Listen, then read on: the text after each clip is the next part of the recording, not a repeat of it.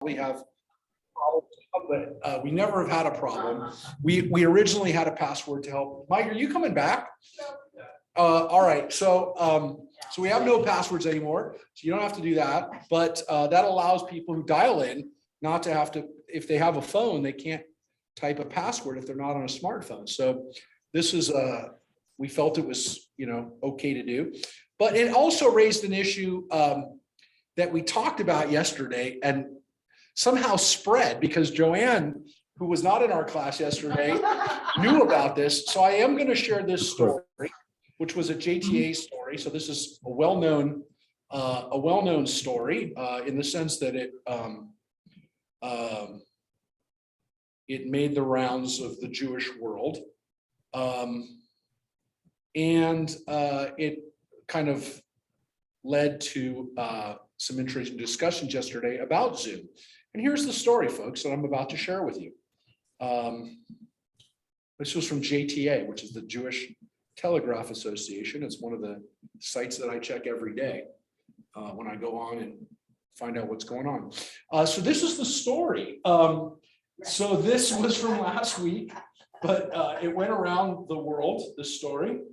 A synagogue in I really say my home state, but it's not really my home state. It's my parents' home state of Minnesota. This is a synagogue in St. Louis Park. It's very critical that you understand that this is a conservative synagogue. And what happened was they were during the Shabbat service last month at Bethel in St. Louis Park, a couple from the synagogue had sex while they were on Zoom, and everybody who was on Zoom could see them and hear them when it was going on. Now you wonder, why did they not just cut the Zoom feed? Well, the problem is that it's a conservative synagogue and they allow streaming, but they don't allow you to do anything once it's running. As they say, set it and forget it. So the couple was reportedly able to broadcast themselves for 45 minutes with no one from the synagogue intervening to stop them or remove them from the Zoom meeting.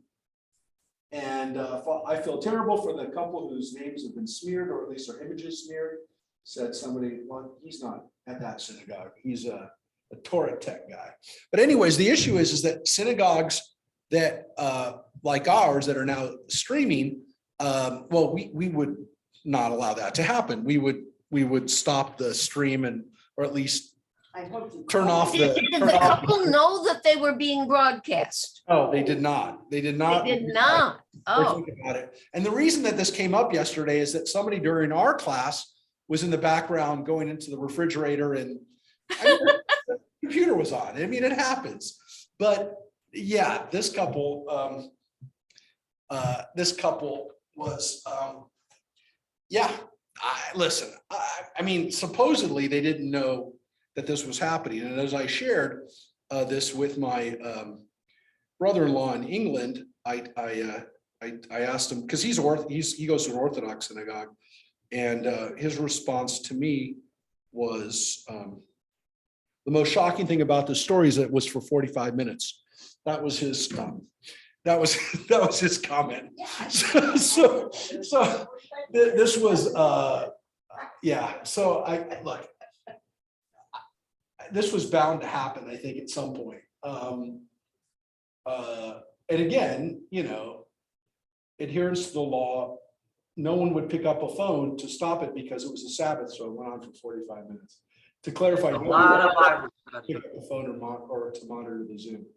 So again, this wouldn't have happened maybe in our synagogue for 45 minutes, but could it happen? It did. It did happen? Well, it said it did. No, I said at our synagogue. Oh, no, at ours. No. I was just wondering, is there something you wanted to confess here on? did I miss that? Before we started? Because I don't always see the stream. I'm looking at I'm looking at the feed. It's actually easier. We can all, I've told you before, we can see all of you here, but I'm usually looking at my screen where I'm controlling the text. So yes, I would not know. But yeah, that was an interesting story. And And Mike wanted me to share with you something else that I shared yesterday. Wow, it's still up on my screen, or Monday. I had an interesting talk with a guy who, an amazing guy. He's in his 40s. He shared with me his story from last a couple of months ago. He lives in, or lived in Kiev. He's living in Hungary right now. He escaped from Kiev the day that the war started. And so he took me on his journey of how he got out of Kiev. He felt the day before the war that this was going to happen. You know, the government was still telling people it wasn't going to happen, and he thought it was going to happen. He told his wife, "We got to get out." And she said, "I don't want to leave." And he said, "We got to go." And he filled up his car the day before, which was very fortuitous and a lot of foresight, because the next day, if he had left, he would not have been able to get gas, because it was a panic and everyone went to the gas station to fill up. But they left first thing in the morning, him, his wife, and his 3 kids. And they drove across Ukraine, because, you know, Kiev is not far from the border with Russia. I mean, there's Russia right there. There's Belarus is right by Kiev. And so they drove across the country. They first stopped for the first day at his mother-in-law's house over here in this area. And then they drove across. The next day he got to Lvov. He was going to go to Poland, which is up here, which is only like 30 miles from here. And then some Russian planes came overhead, and he was worried about the border. And so he went south to Hungary, and he crossed. So this is Poland here. And then this is Hungary. This is Poland here. They crossed into Poland, Hungary. And he crossed into Hungary instead of Poland. So they came in through, instead of going across this way, he went south. He got to the border, and he told me about his experience there, getting across the border. He went here to Berehov, and it took him 12 hours to get across. And he was in a line for 12 hours to cross the border. But the first time he got to the border, they told him he had to go back, that he had to go back. His wife and kids could go across, but he had to go back because he had to be in the army. And he found out, he looked up on the internet, and he confirmed that if you have 3 children or 3 or more children, you could accompany your family. So because he had 3 children, he was able to go across, and he was able to cross into Hungary, where he's been for the last few months. So he was talking to me about possibly coming to America, but I was so captivated by his story. It's like one of those stories from the Holocaust, or as I was saying yesterday, from the pogroms in Russia and Ukraine, that a lot of our families, fled from 120 years ago. Right. But it was like a modern story. And so I really, I put it out there that what I'm probably going to do, because I found it interesting and it sounded like people were interested by it, is I'll probably do an interview with him and do it live, so that we can have questions, and you can hear it and ask him about this escape, because I was tracking his journey. I was looking at this I was looking at the computer as he was telling me about his journey, and I was looking at the roads that he went on, and trying to imagine what it would have been like doing this with my own family. So I said to him, does your wife appreciate now that she listened to you and got out of the country? And he said, yeah, she says I was right. I said, well, there you go. I said, you won the argument. I said, you may be able to get a few months out of your discussions with your wife, saying, remember how I got us out of Russia, out of Ukraine? You better listen to me.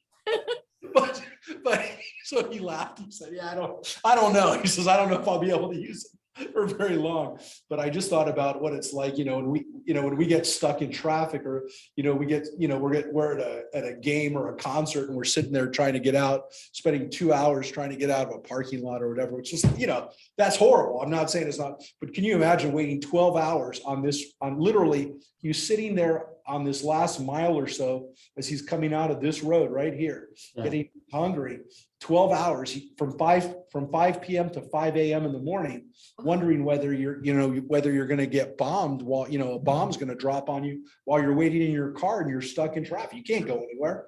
So I can only imagine, I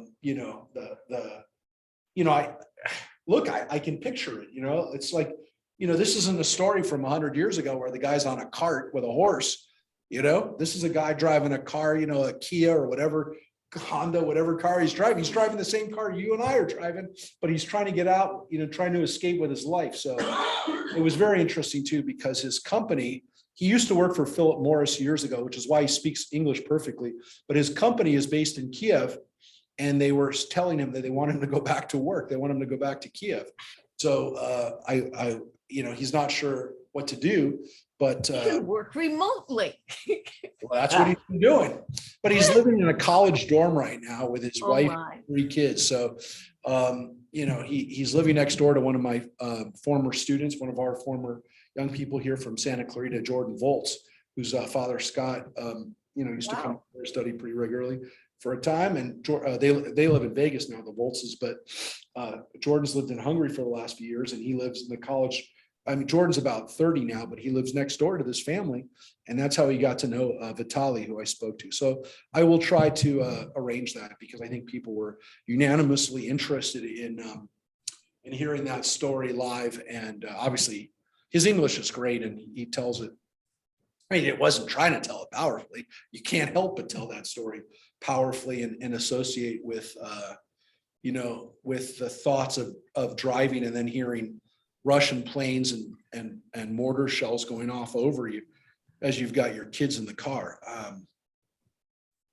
Look, we all know what's happening. It's just when you hear that story from one person, it turns a war that, is about, nations and geopolitics and everything else, but it turns it into a very personal and meaningful story when somebody tells you what they're personally dealing with. So like I said, it was also very powerful because, these places are in my mind because I know that, this is where my family came from, and our family, most of our families lived within a few miles of these roads that he was driving on. And they were getting out of those same places 120 years ago. Wow. They were literally traveling on the same roads to get to Austria and then Germany or England or whatever way that they got on a boat to come over here, but they were traveling on the same roads that became those highways. Anyways, so last week, as we're gonna turn back to Genesis and where we left off, we actually took ourselves right to the last Torah portion of Genesis, Vayechi, which we usually read in December, January time.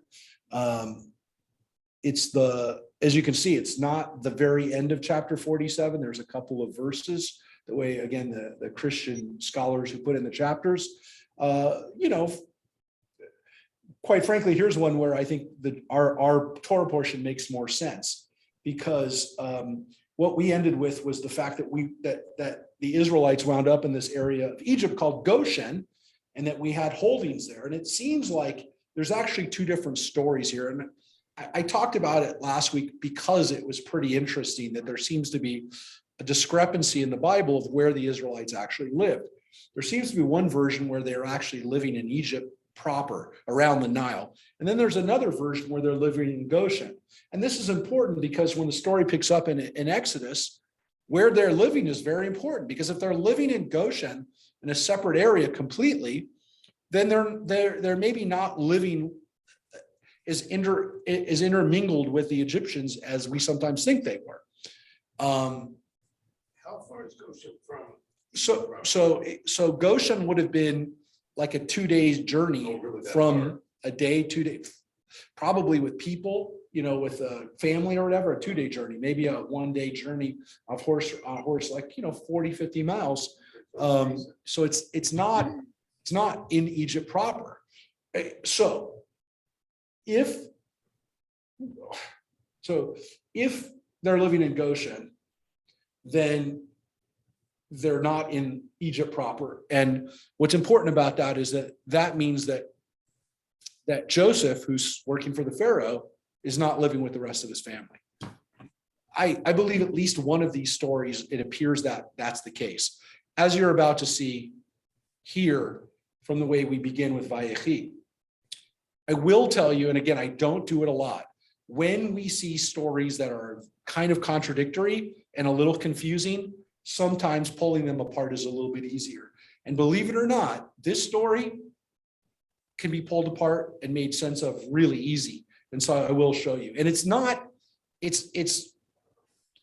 well, you'll decide whether it's that critical to the story, but it's beautifully done, with the exception that kind of doesn't really make sense, but you'll see. So let's read what happens here, Vayechi. And again, the word Vayechi, the first word, Jacob lived, Vayechi Yaakov. And again, the word Chai, Jacob lived. Now, usually when we get this phrase, by the way, we actually know that it's actually talking about dying, like Chaye Sarah, Sarah's life. This is Jacob's life. And so we're actually reading the end of his life. And again, in Jewish tradition, we don't say he died at 147, he lived to 147, which is a completely different way of kind of phrasing and thinking about life and death, which is that we think about, the language we use shows you that the importance of what we're doing in focusing on life is to say, that's what we want to talk about. That's what we want to recognize. And hopefully that's what we want to celebrate. But as Jacob has said 17 years earlier, when he was first reunited with his family, it's not always been an easy time. So it says Jacob lived 17 years in the land of Egypt, so that the span of Jacob's life came to 147 years. And so it's almost as if they're saying that the 17 years he got in Egypt was almost like a bonus time. Like maybe he thought he was going to die when he got to Egypt. It kind of seemed that way, but he actually got 17 years there to live in Egypt and to be reunited with Joseph. I will say, let's hold off on making that distinction right now, what that really means. But he lives to be 147. And now he hasn't died yet. He hasn't died yet, but it's kind of telling us that this is where he's going to die. And this is going to set it up. He's about to die. So when the time approached for Israel to die, he summoned his son Joseph and said to him, "Do me this favor, place your hand under my thigh as a pledge of your steadfast loyalty. Please do not bury me in Egypt. When I die, lie me down with my ancestors. When I lie down with my ancestors, take me from Egypt and bury me in their burial place." He replied, "I will do as you have spoken. So on the face of this seems pretty straightforward. Jacob makes Joseph promise, don't bury me in Egypt. Let me lie down with my ancestors, bury me with my ancestors. And the word that he used is actually vashachavti, which means to lay down. When we lie down at night, we rise up in the morning, the word is the same, to lie down, which again, it's identical to the word to going to sleep. And he says, but it's clearly he's talking about his death. He says, bury me in their burial place. And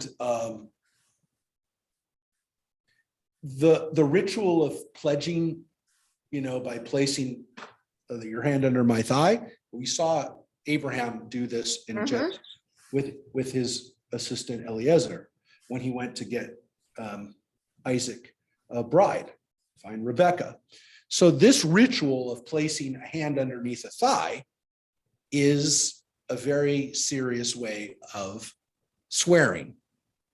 Now, one of my biblical teachers said, it is exactly what you think it is, which is a very intimate way of making someone make a promise, to literally put their hand that close to your genitals. That's what it seems to have been from the standpoint of swearing this kind of oath. So this is what we have with this. Getting feedback from somebody. How long did that tradition last of that kind of vowing and promising? Good question, right, Joyce? When did we stop doing this? Yeah, because clearly we don't do this. We don't have it by the Talmudic period. This is already not done. Okay. I think that there is, my guess is that, anthropologically, that this was done by people in the ancient Near East. It was probably done by Canaanites and people in the area. And it was seen as kind of like, well, everybody does this, so let's do it. It's kind of like shaking hands, Mhm. it became a ritual, it became and remember, shaking hands, had to do with, making sure someone didn't have a weapon, right? But there was also this ritual that we do when we make a deal. Mhm. We shake hands, right? Shake on it. So we shake to greet, but we also specifically shake on a deal. There are all these other traditions where people would spit in their hands, and then the other person would spit in their hands, and then they would do that, or they would cut their hand, and the other person would make a blood oath. I mean, people have their different cultural, their differences, but there's just some kind of idea that somehow you can make a pact with somebody in a body to body contact that would bind you together. Again, the closest thing we have in our culture is shaking a hand, thankfully. Though, by the way, there's a lot of feeling that, we've come to the end of the shaking of the hand, that COVID finally, at least for some people, said, we're not doing that anymore. Teenagers use pinky swear. Pinky, you're right. Pinky swears. We don't see that as much anymore. No. Yeah, but pinky swear. So I'm not really sure where a pinky swear came from. Does anybody know? I have no idea. I don't know. But that was a pretty popular thing. I can't imagine anybody making a big deal on a pinky swear, but it seems like something more that they do at lunchtime and recess or whatever. But it would be great if somebody signed a big deal in Hollywood with a pinky swear. Is that a pinky swear? We made our deal. That's how we made that last film. Yeah, so they did this as a promising his father. Now, I will tell you, you did notice, some of you already, it begins with Jacob lives 17 years, and then it goes to Israel. So that's one of our clues that we're moving back and forth between authors, and we're moving back and forth between them. But it's very interesting how this goes. So Yeah. pay attention to it as we read it, and then we'll go back and look at it when we're done with the story.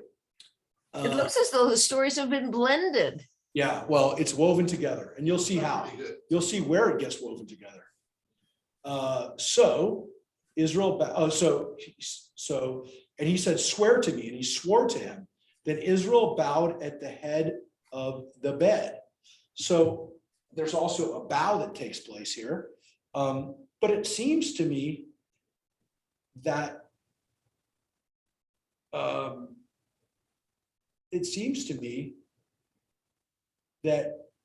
Jacob/Israel really isn't sure that Joseph's going to do it, because Joseph says, I will do as you have spoken, I will do what you said. And then he said, swear to me. So whatever Joseph said to him, or however he said to him, Jacob needed a little bit more assurance. Okay. So he makes an oath, he swears an oath. So the chapter ends here, and the chapter really shouldn't, other than it does begin with this next section, which it says, sometime afterward, Joseph was told, your father is ill. So he took with him his two sons, Ephraim and Manasseh. And Jacob was told, your son has come to see you.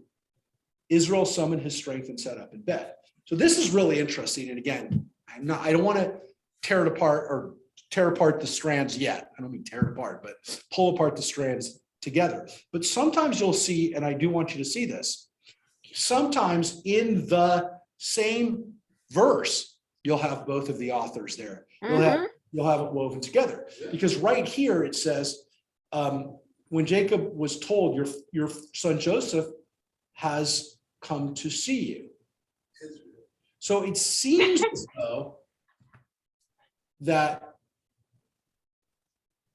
I will tell you this now because we just read it, that this line here, then Israel bowed at the head of his bed, and then it says, Israel summoned his strength and sat up in bed, actually seems like the line that comes right after that.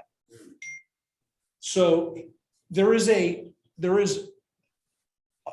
theory is, and I think it's pretty good, that this line right here, that sometime afterward, was added wasn't added, but it's the beginning of the other story, which invokes Jacob's name. And you'll see what I mean here, because in this scene, I'm only saying this because it's very obvious.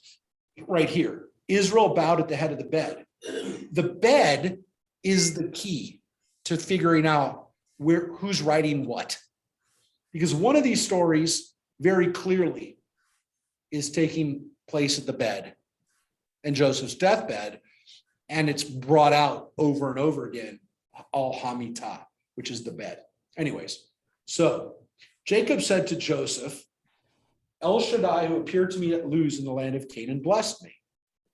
And he said to me, I will make you fertile and numerous, making of you a community of people, and I will sign this land to your offspring to come for an everlasting possession.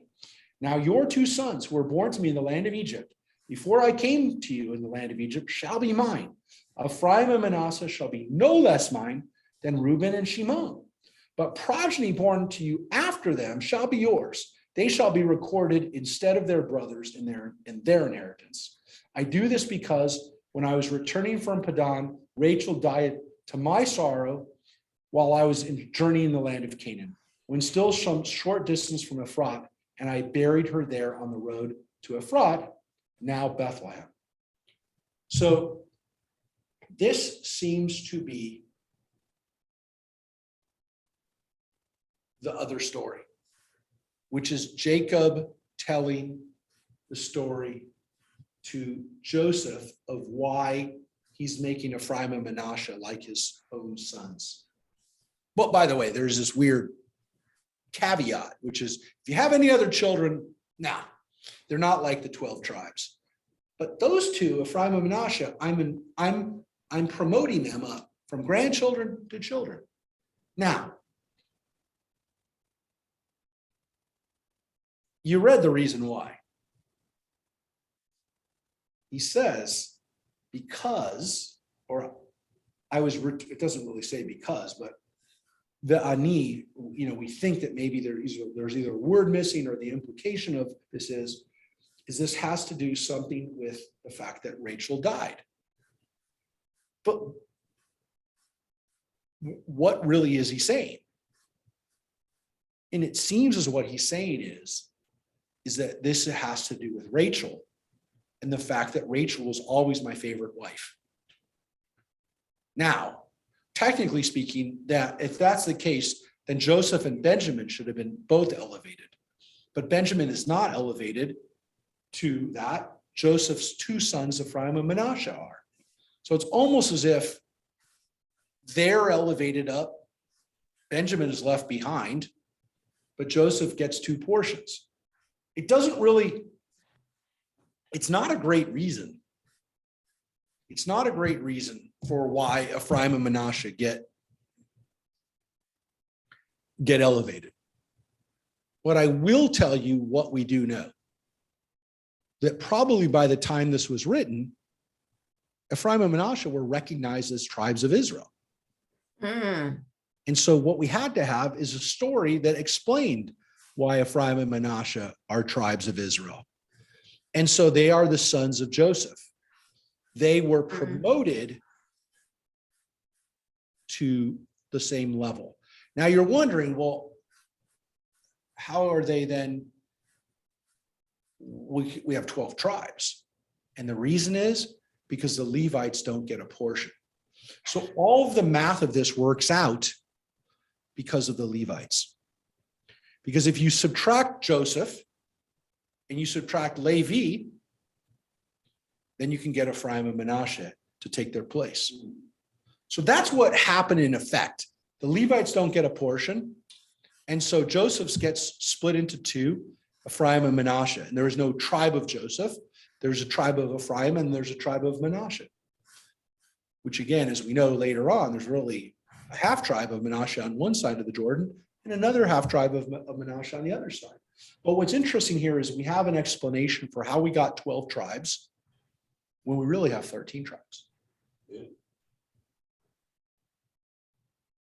So we have 12 tribal land allotments, but only 12 children of Jacob. And then we have this Ephraim and Manasseh situation. So if you think this is confusing, it is, but I kind of explained it. But understand that it is confusing because when we get lists of tribes later on in the Bible, it's always kind of different. It's always a little different. And it's going to be different even in the next chapter. So when I tell you that, well, is it so simple to say simply Ephraim and Manasseh are now really like the others? It seems as though, at least in some authors or in some parts of the Torah, and maybe again, even in the next chapter, yes and no. It's not so easy. So look, we know they're different tribal portions. That we know. We know by the time the Israelites come in with Joshua that Ephraim and Manasseh get a land portion and the Levites don't, and there's no tribe of Joseph. We never have any tribe of Joseph that's on a map. We do have Ephraim and Manasseh. So any questions or anything about that? Because this is important and it's going to be set up to some extent with this next story. But Ephraim and Manasseh, it's a little, and I tell you, here's where the confusing part is. It says your father's ill, so he took with him his sons Ephraim and Manasseh. And the flip here is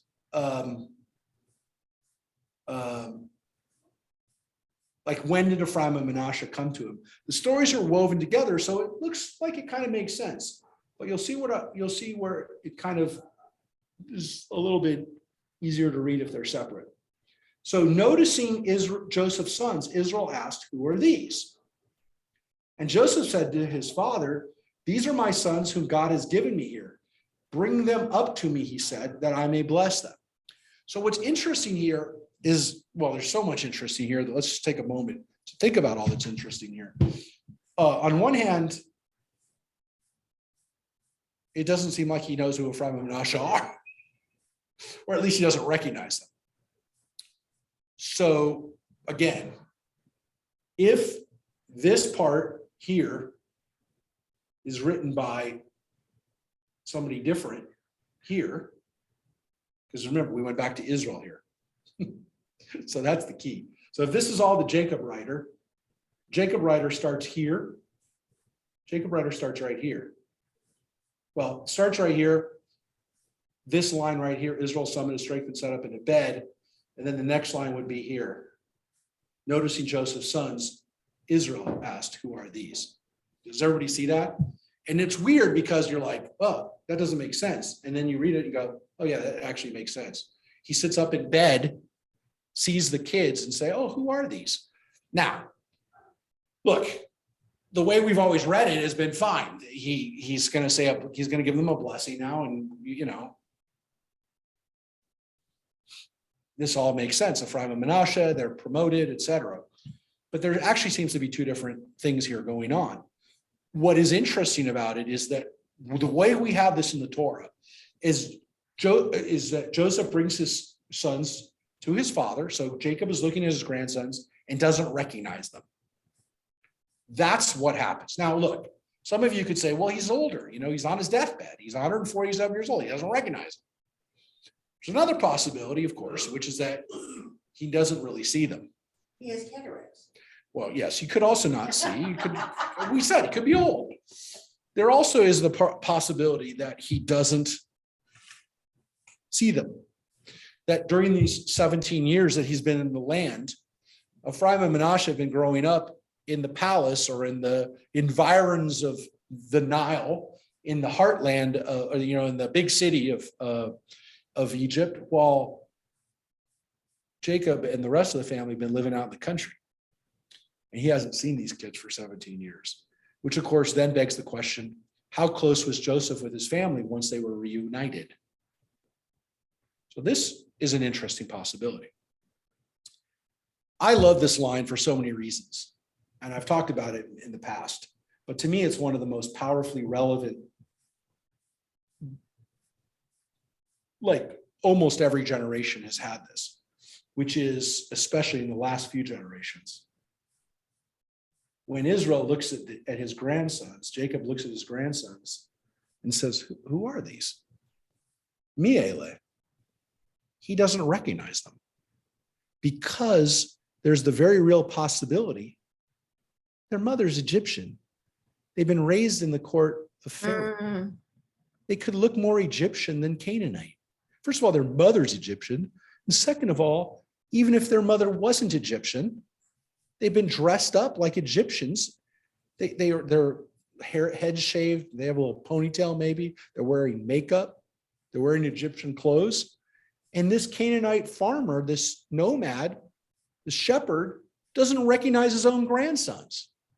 They don't look like him, which I find very powerful and very relevant. And I think about it all the time because I think about what it's meant in the United States just in 2 generations. I talk to families all the time where through assimilation, intermarriage, that people's grandkids look a lot different than they do. And not just ethnically, but wearing different clothes.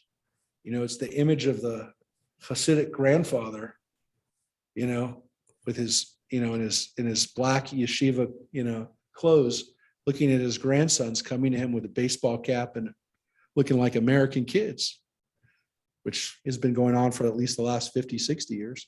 mhm. 2 generations of generation or 2 of assimilation. Do the grandparents, can they even recognize their own grandkids? Look, it happens. It happens. It happens all the time. And so this line, who are these, is a line that resonates for me because I think about how many times that this has happened in our own country, in our own experience, but also every other country where Jews lived, and whether, you know, over the course of time, you know, through assimilation, did this happen in India? Did this happen in China? You know, to the Jews of China? How many generations did it take for Jews to assimilate in China? How long? That's why we have the Chinese food? I don't know. I think it took a long time. But if you think about these, if you think about this generational difference, this line, who are these? He doesn't recognize them. So that's a possibility. And again, it's a possibility that he's just old. He just doesn't recognize them. But I think there's also a very real possibility that Joseph has kept his father not anywhere near his grandkids, which is a very powerful and kind of sad comment, which is maybe they've just never had any interaction. That's a possibility. It's a strong possibility. Yeah. And it's one that, you know, you say to yourself, well, in the last chapter, we read about them being reunified, that they all come back together, that Jacob is so happy to see his son, and Joseph gets to see his father and gets to know that everything's okay. But maybe they didn't actually live together. And that, to me, like, I guess it's the way things are, you know. At the end of the day, maybe Joseph just said, I'm glad my father's alive. I'm glad he knows I'm alive. But we've been living very different lives for the last couple decades. What would be nice if they had a Sunday dinner together, right, Mike? I'm saying just him. I'm not saying. I know, but it would have been nice. But it would have been nice. It would have been nice if this guy got to see his grandkids. But there's a very real possibility that he didn't get to see his grandkids. Maybe he has dementia. These are all possibilities. Like, we don't. My grandmother didn't recognize me. Your grandma didn't recognize you? No, she said, who are you? And I said, I'm Louise and Joe's daughter. No, she only has one daughter, my sister. Uh-huh. She was old, yeah. Uh-huh. Well, listen, it's a possibility. Well, my great grandfather didn't recognize me, called me a beatnik. Called you a beatnik, Mike? You had long hair. Mike had long hair. And he grew up Orthodox. So you had one of these. You had one of these encounters. I didn't know he grew up Orthodox. Okay, but Mike, you've processed it. You realize that you had this. Listen, it doesn't look. You know, the funny thing is, Nowadays in America, we've been here long enough and we've seen enough stuff happen. And I've seen enough stuff happen that I've seen it happen the other way. I've seen very assimilated families where the grandkids the son or daughter became ultra Orthodox, and they come back and they're looking like they come from the old country, and their grandparents are going, what happened here? And then sometimes they move to Israel or whatever. They don't even live in the same country, and they come back and they see their grandfather on his deathbed and they're like, what are these? Who are these kids? They look like, you're thinking the guy's thinking these kids look like my grandfather. So yeah, they look like a picture out of the old country. I've seen it happen. So it happens the other way. But yeah, given enough time, you've seen that. Look, and by the way, what's interesting is that we've seen that happen before in Jewish history. There are ways of seeing this, right? So in the Greco-Roman period, you'd have people who had Greek and Roman names, Latin names, really Greek in Israel, ancient Israel, and their kid would have a Hebrew name. One of the most famous rabbis in the Mishnaic period that we quote all the time in the Talmud was Eliezer ben Hyrcanus. Well, his father's name was Hyrcanus. It's about as Greek as you can get, but his name was Eliezer. So there's a guy with a Hebrew name, and his father had a Greek name. And we've also found documents from Babylonia from the time and even after, where you'd have a guy with a Babylonian name, and the kid would be named Moshe or Shaul, Josephus. Well, Josephus, his name was Yosef. Right, yeah, I know. But you could listen, his father's name was Matityahu, but you have people, Matthew essentially, but you have people's names in America where, look, my father, what about me? I have a Roman name, I have a Latin name, and my kids all have Hebrew names. Rachel, Dina, and Shira have the most, these are names. Rachel's the only one that's not, her name's Rachel, but Shira and Dina, same name in Hebrew and English. I mean, we actually did that on purpose because Rachel was named after somebody else, but we didn't call her Rachel. We could have. She probably would hate us now, but we named her Rachel. We named her Rachel, but Dina and Shira, their names are the same in Hebrew. So we consciously did that. But yeah, my wife and I have very not Hebrew names. But my father had a Greek name. Her Hebrew name is Chaya, but her birth name was Tracy. So we have this phenomenon in our own lives, and I'm definitely more observant than my father. And as far as Jewish tradition goes, my grandfather was raised Orthodox, but his father was always lived an Orthodox lifestyle. Well, So my sister's name Renee. Renee is a very Greek name. Listen, my grandmother's name was Bernice, which is a completely Greek name, and all her sisters had Greek names. So we've been doing that, and my father's name was Philip. I mean, they gave him a Greek name. So we had a long tradition of not necessarily giving people Hebrew names in our family. So this was a conscious decision that we had of reclaiming Hebrew name. I'm going to say these were not our slave. I won't say our slave names, but we took our Hebrew names and we did it with pride. But anyways, I did not change my name to Moshe, which some people do. When they become rabbis. My rabbi, his name was Morris, and he changed his name to Moshe. So, he did change his name. So there are rabbis who reclaim their Hebrew name. Mayor. You could be mayor. Yeah. Try it. Yeah. See if people get behind it. Anyways, so this is a very powerful scene to me. One of those scenes in the Bible where I read it and I go, yeah, I know where this plays. This is real. This still happens. So Joseph explains, as we said, these are my sons who are born here. And then that's where Jacob says, let me bless them. Now we have Israel's eyes were dim with age, right? So he could not see. So there in this one, we have that Joseph can't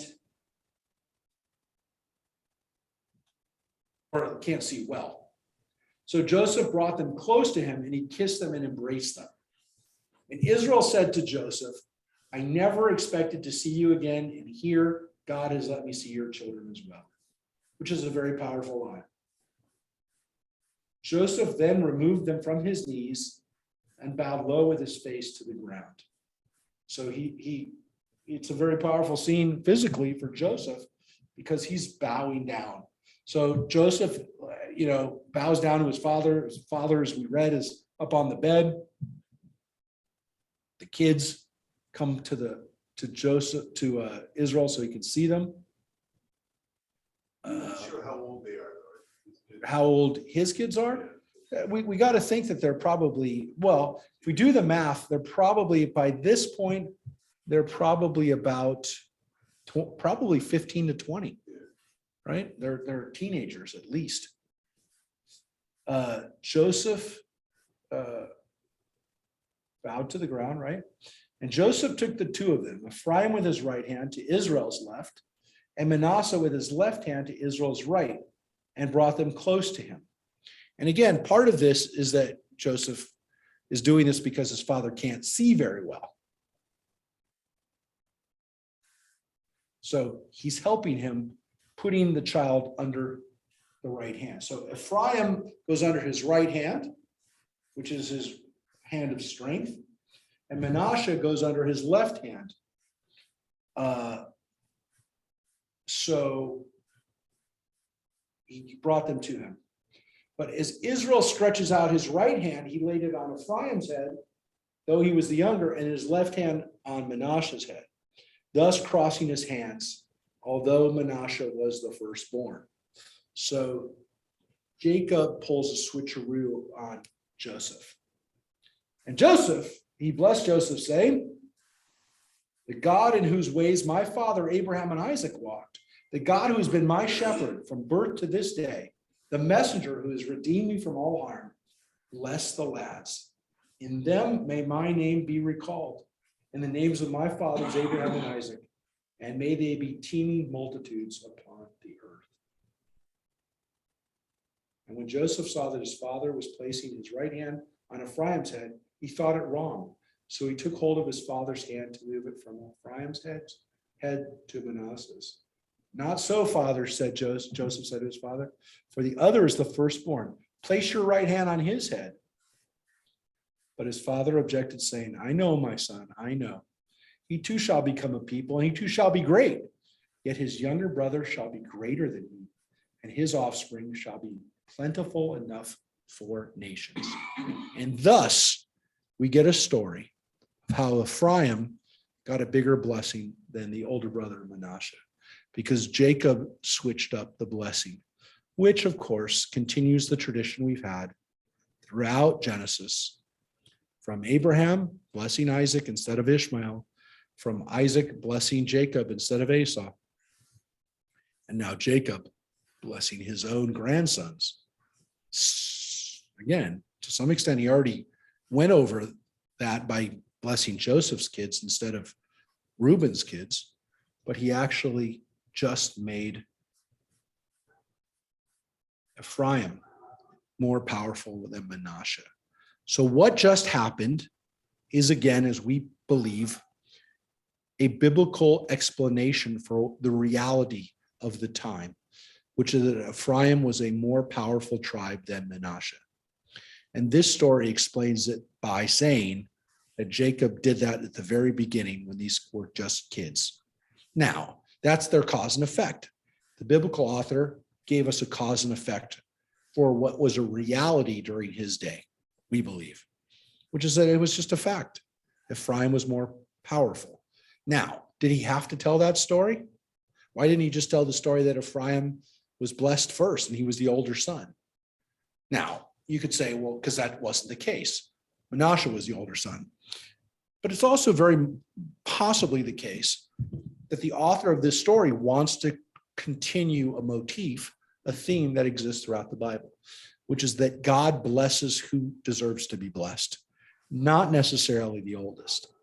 And so there's a theme that we've had throughout Genesis, and to some extent it's reinforced time and again by Genesis, and then kind of becomes part of our thought process, which is that, yeah, we understand that there are rules. We understand this law of primogeniture where the oldest son gets to inherit more. But sometimes we can't follow that rule. That sometimes the right person has to be blessed, and it has to be based on merit, and should happen rather than who was born first. So it's almost as if the Bible is fighting against a cultural norm that it doesn't feel comfortable with. And you can say, well, why did the Bible just not say we don't follow that? It's probably another one of those situations where the Bible couldn't fight something that was just so widely accepted and so widely believed by everybody. Now you're going, well, that's not right. Why does the Bible just not fight these things? Well, you could say, and it's been said, look, the Bible doesn't fight slavery. It doesn't. It accepts that people will have slaves. And we don't like that, especially as a people who are enslaved. But clearly the Bible allows for slavery, but it softens slavery. It basically says you can't do this, you can't do that. You have to give your slaves the Shabbat off. There's rules to protect the slave, but it didn't do away with slaves. It doesn't do away with the laws of primogeniture. It doesn't. But what it does do is it does tell us sometimes we've got to fix that. We've got to intervene. We have these rules, we have these cultural norms, but sometimes we say, we just can't follow that. For our own safety, for our own sake, we can't follow those rules. So this is an explanation.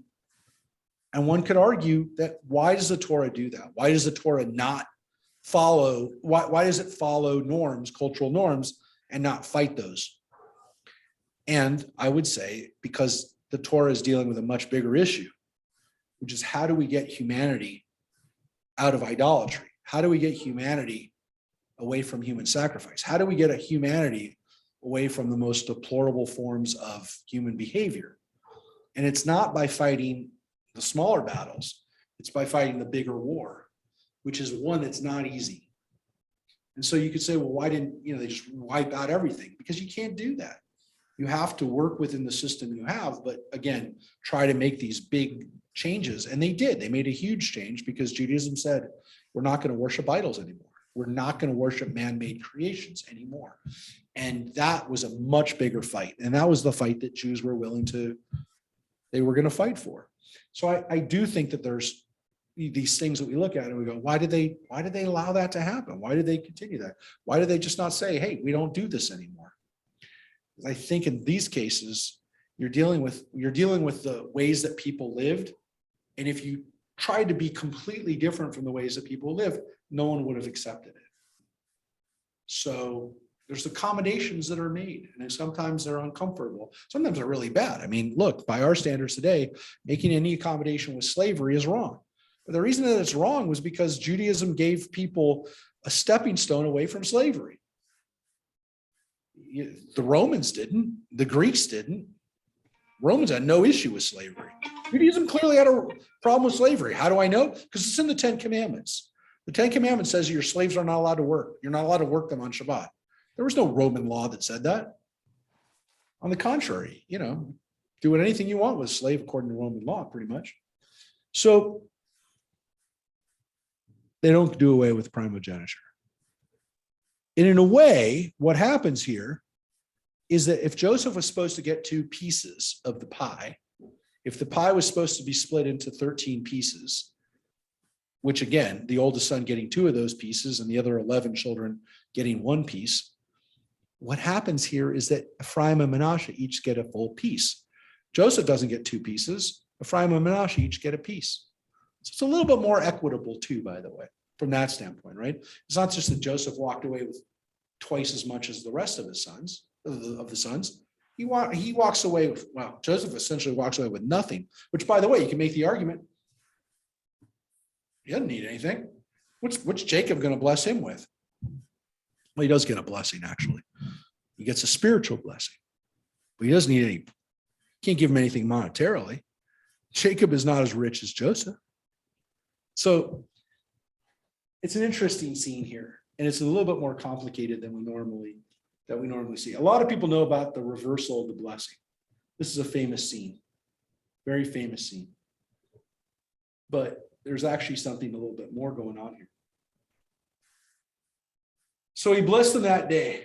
By you shall Israel invoke blessings, saying, God make you like Ephraim and Manasseh. Thus he placed Ephraim before Manasseh. Vayesem et Ephraim lifnei Manasseh. He placed Ephraim before Manasseh. But what's interesting about it, of course, is that he says the words, Yesimcha Elohim ke Ephraim v'chi Manasseh. The words that we turned into the Shabbat blessing for our boys. May God make you like Ephraim and Manasseh. And Ephraim's name goes first because of that. And we say that on Shabbat. And then we say the feminine, which is the invocation of the matriarchs, Sarah, Rebecca, Rachel, and Leah, mainly because Jacob doesn't bless Dinah. He doesn't bless his daughters or daughter. But he does bless his grandsons. Not his son, his grandsons. And so the first blessing that we essentially have, which is an invocable blessing, right? Because Abraham gave Isaac a blessing, and Isaac gave Jacob a blessing. And remember, he gave Esau a blessing too. It wasn't as good as Jacob's blessing, but he gave him a blessing. This blessing that he just gave to him is invocable and transferable, and essentially can be summed up by these words. May God make you like Ephraim and Manasseh. And so when it says, by you shall Israel invoke blessings, that becomes the invocable and formulaic form for blessing your sons, blessing the future generations, simply by saying, may God make you like Ephraim and Manasseh. So that becomes the formula. That becomes the shorthand. It's like saying ditto. You know how Jacob blessed Ephraim and Manasseh? I give you that. That's all you have to say, which is, again, a beautiful blessing. It's a beautiful blessing that he gave them. But he blesses them, and then every other generation can use that same blessing, which is why it's such a powerful blessing. So again, if you look at the blessing that he says to him, he says, the God in whose ways my fathers Abraham, Isaac walked, which he said before. But now he says, the God who's been my shepherd from birth to this day. And so he compares God to his shepherd, right? Which of course we know, the Lord is my shepherd. Well, here we have Jacob saying the same thing early on. God is my shepherd. And the messenger who has redeemed me from all harm. And what's interesting about this is that we know that Jacob has looked back on his life, as we've already read, and said, I've had a hard life. It's not been easy. But here Jacob is saying something a little bit, maybe a different way to look at it, which is that, yeah, we've had some close calls. We've had some really bad times. But God has saved me from that. And I'm still here. And so either he has a different approach to it, or it's a different author who thinks about Jacob differently. Or again, he has a different perspective on his deathbed, which is, you know what? It's all been worth it. And God has been with me the whole time. I've never felt alone. And so that's a very powerful idea, that if we can bless our children to have that feeling that they'll never be alone.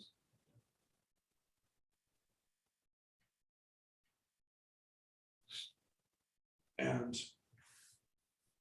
this last part is probably, to me, the most powerful part, because this isn't the part about, this is the part about God. The first part is all invocation of God. God whose father, God who's been my shepherd, the messenger who's redeemed me from harms, which again is a translation of the word malach, right, which is angel, messenger. They don't like the word angel because why would God call himself an angel? So it's the big God, it's the big messenger. It's why it's a But this next part is the part that's so real. And really doesn't really have anything to do with God, but it has everything to do with him. In them may my name be recalled, and the names of my fathers Abraham and Isaac. And may they be teeming multitudes upon the earth. The last part is really about them, that they should become a great nation, that they shall, be a force to be reckoned with. But this part is the part where it's about him. And he recognizes that his children and now his grandchildren is going to be his immortality. In them may my name be recalled, and the names of my fathers, Abraham and Isaac. And he recognizes the power of what that means. That there's a part of him in the future generations. That's a very powerful and personal statement. And that's what he says to his grandsons. Yeah, there's a part of this that's God. Recognition of how lucky I am to have gotten to this point. But it's also this part, which is that I'm going to be recalled through them, and the previous generations of our people will be recalled through them too. Will be part of them. So that's why I say there's a lot more going on here than just a blessing. Now we go back to the part about his actual death. And Israel said to Joseph, I'm about to die, but God will be with you and bring you to the land of your ancestors. And now I assign to you one portion more than your brothers, which I wrested from Amorites with my sword and bow. And you can notice that the word here that's used here is the word used here is Shechem, which maybe is a play on words on the word Shechem, the Amorites, the Canaanites. I took property from them in war, it says, by the way. It doesn't just say I was given it to it by God, but I actually fought for it. What's he talking about here? Doesn't seem like Jacob was fighting a lot with other people, with the Canaanites. Seems like he tried to keep a fairly low profile, actually. But we do know about what happened at Shechem, where they destroyed Shechem. Not him, but his sons. And so there is this understanding that one day you will come back. You will come back to the land of your ancestors. And when we get there, you get there, when your descendants get there, you get an extra piece. Which again, that seems to be the big issue. How do Ephraim and Manasseh each wind up as a tribe? That's the final statement on that. Ephraim and Manasseh, you each have a tribal portion just like the rest of the tribes. And as it turns out, Ephraim by himself is a pretty powerful tribe. Remember, Joshua is from the tribe of Ephraim. That's right. The original kings of Israel, once they separate from Solomon, the very famous King Jeroboam, which we're going to read about in Kings coming up on our Tuesday morning class, he was from the tribe of Ephraim. So Ephraim and Judah, those two tribes were rival tribes in size and in strength. So now I will tell you that if we look at this chapter right here, where it begins chapter 49, it is an interesting break because we go back to Jacob. Jacob called his sons and said, come together that I may tell you what is to befall in days to come. So if that is the case, or it's very possible that this is a whole separate blessing, I'm not saying it is, that was added or was part of it, maybe earlier even than any of this part. But if we go back to Jacob, right here, is that right here,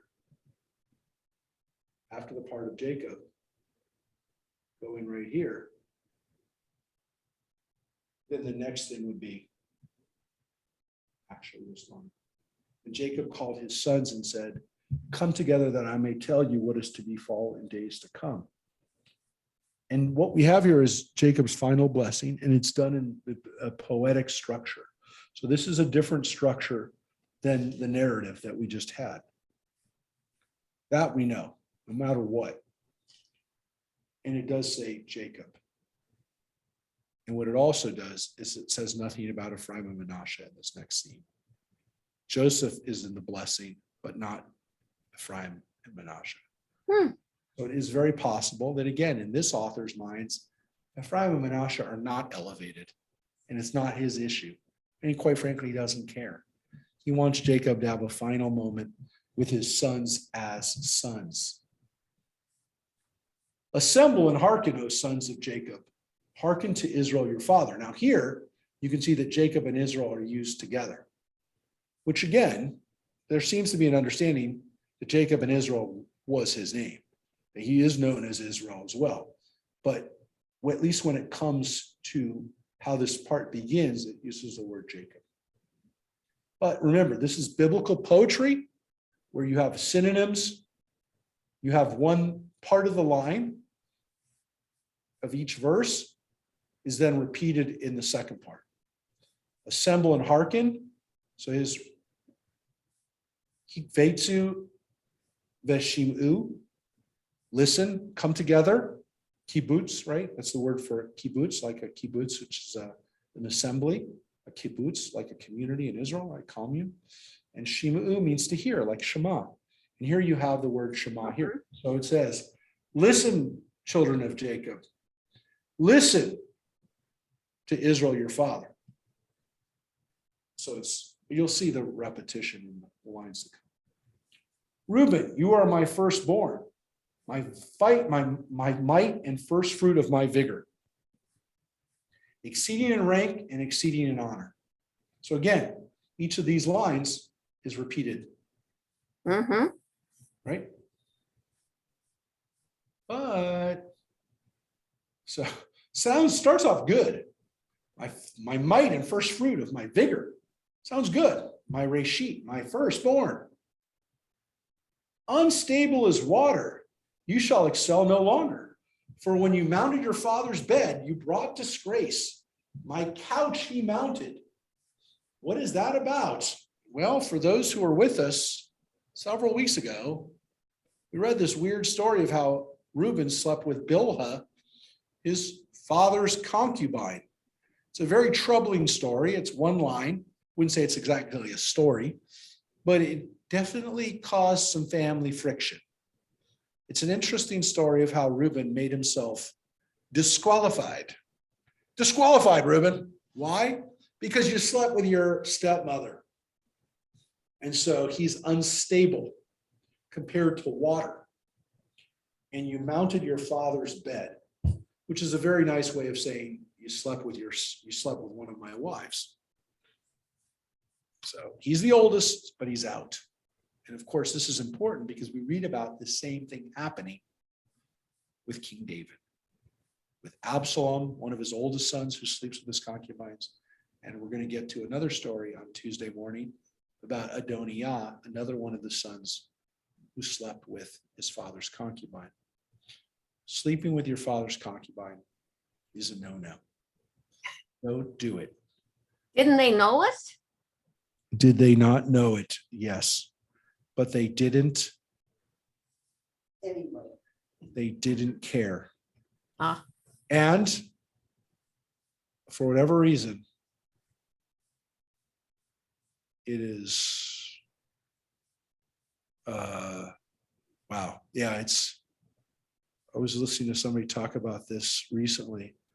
It is kind of a horrible thing to think about of what it means, which again, to some extent, it's an Oedipal complex, but it goes against Jewish law. So Reuben's out. So what sounded like a good blessing to start with turns into not a very good blessing. But again, if anything, it's an explanation for why Reuben is out. Why is Reuben not the man in charge? Well, we get to the second son, Shimon. But we also get at the same time, Levi. Shimon and Levi are a pair.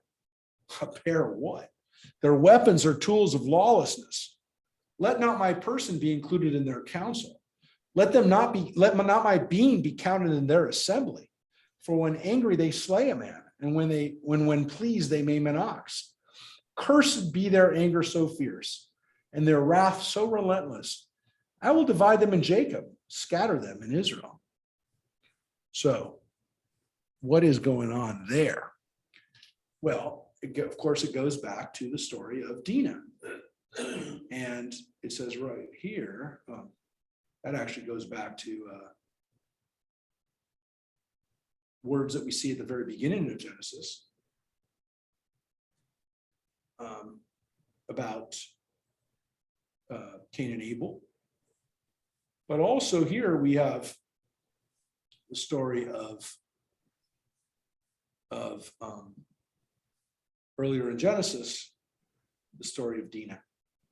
When they went into when they went into Shechem's house, the city of Shechem, and killed Shechem and Hamor and the rest of the people of Shechem and took their sister back while all those guys were recovering from their circumcisions. So it seems as though Jacob has been saving this up the whole time, which is, I haven't forgotten how bloody and how vicious you guys are. You guys aren't getting blessed either. Now, what's interesting, of course, is the Levites are the tribe of the priests. So you can't really mess with them too much because they have this heavy duty responsibility. What's interesting about it, of course, is it tells us that our priests are capable of doing some pretty violent things, which is exactly what they do in the book of Exodus. When after the golden calf, they go on a killing rampage and kill lots of people, thousands of people. So the Bible at least sets up the fact that the Levites can get violent. How do we know?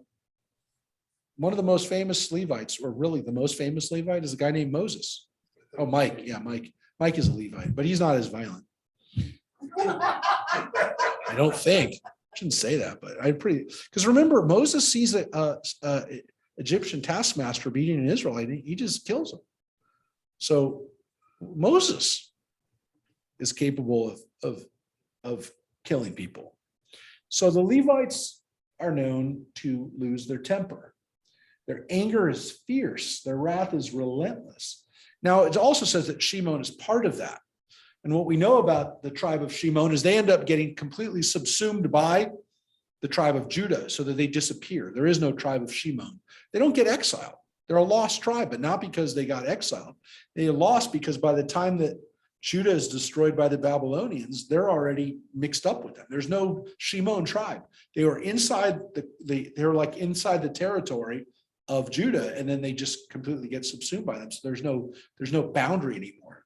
The Shimon people become part of the Judites, which means that we're probably have a little Shimon blood in us, probably the more violent side of ourselves.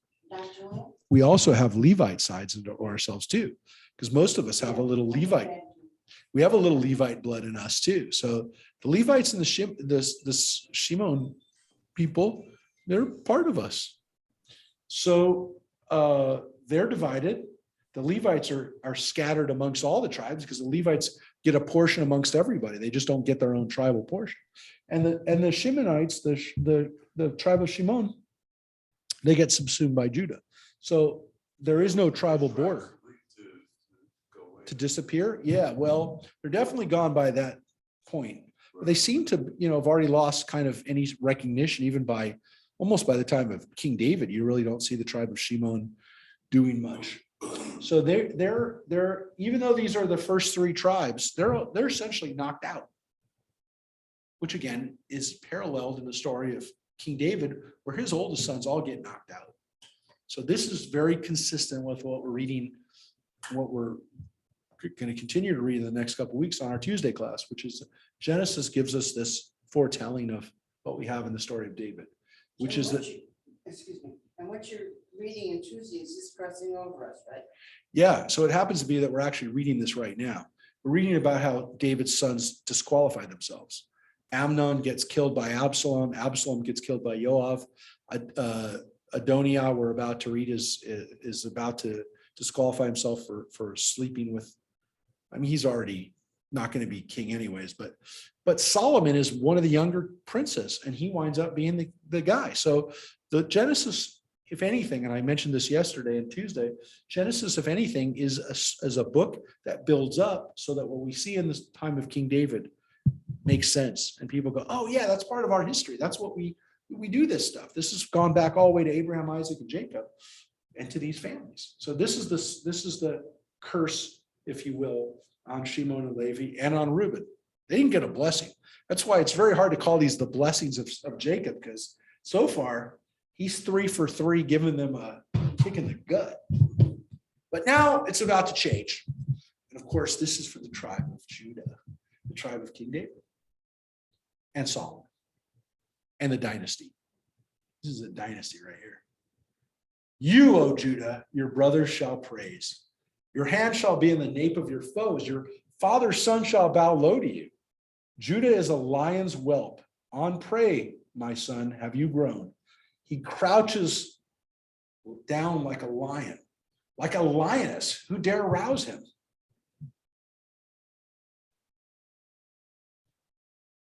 The scepter shall not depart from Judah, nor the ruler's staff from between his feet. So the tribute shall come to him, the homage of people be his. He tethers his ass to a vine, his ass's foal to a choice vine. He washes his garment in wine, his robe in blood of grapes. His eyes are darker than wine, his teeth are whiter than milk. Now that's a good blessing. That's a blessing of a tribe that you want to be, which of course, most importantly, the scepter shall not depart from Judah, which is again a way of saying he's going to rule. He's going to rule. And you can see, and maybe this word Shiloh is a place, is a play on the place called Shiloh, which is again where the Israelites would eventually establish their kingdom from Shiloh. But I wanted to show you something else, which is, let's take a look.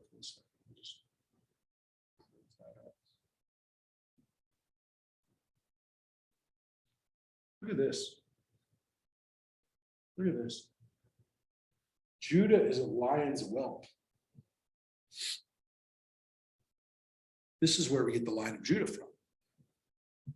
When we talk about the image of Judah being, the symbol of the Jewish people being a lion, specifically it's Judah. And what's interesting about this is that, well, I love lions. I've always loved lions.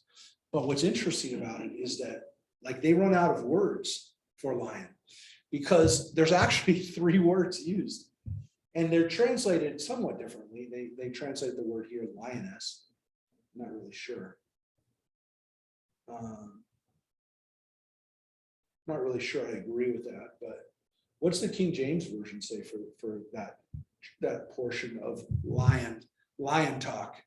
This is lion talk. As an old lion. As an old lion is a lavi. Yeah, instead of a lioness. What is the first? It's the lion's whelp is the one for the beginning. Mm-hmm. It's the same. So lion's whelp seems to me like a young lion, right? And then a lion here, and then a lioness here. So they kind of translate it as a male and female lion with a baby lion. They're all lions. They're all Judah. But what's interesting is actually it tells us that in ancient Israel, they had different kinds of lions. And the different size lions, or they had different style lions. Maybe one was more like a mountain lion and one was more like a proud lion. But these are the words that we have here, and they're all important in Hebrew. We have a gur, we have an aryeh, which is gur aryeh is there, it's a lion's whelp.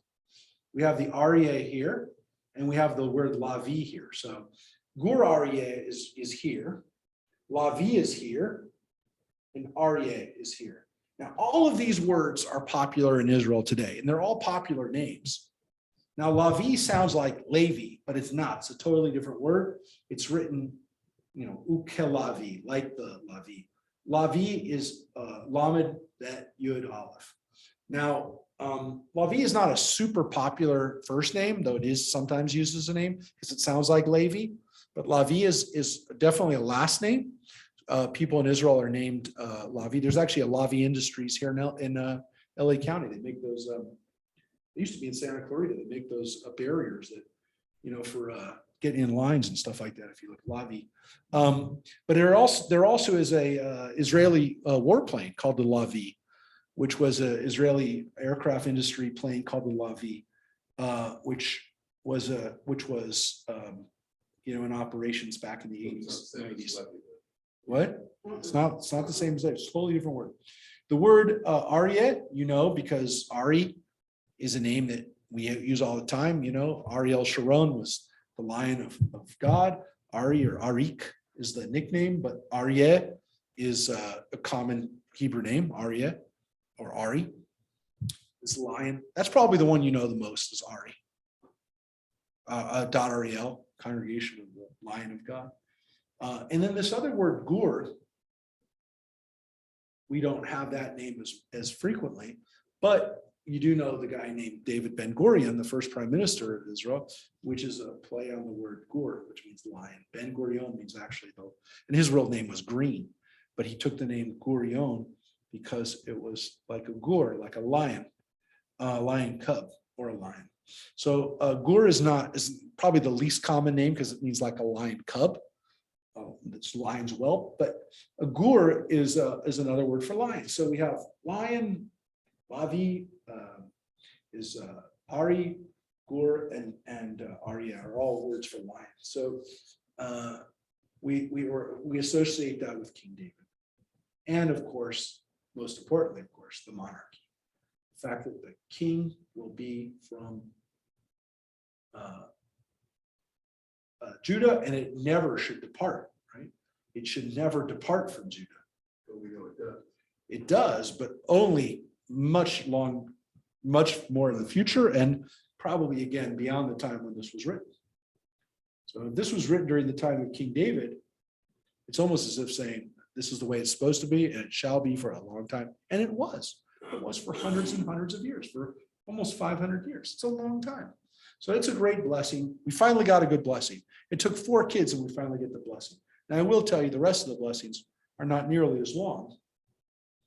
Zvulun shall dwell by the seashore. He shall be a haven for ships, and his flank shall rest on Sidon, which again, Sidon is in modern day Lebanon. Sidon is still a city. It's a port city. And it basically says the tribe of Zebulun will be by the coast, and they will be like they will be merchants by the ships, marine mariners.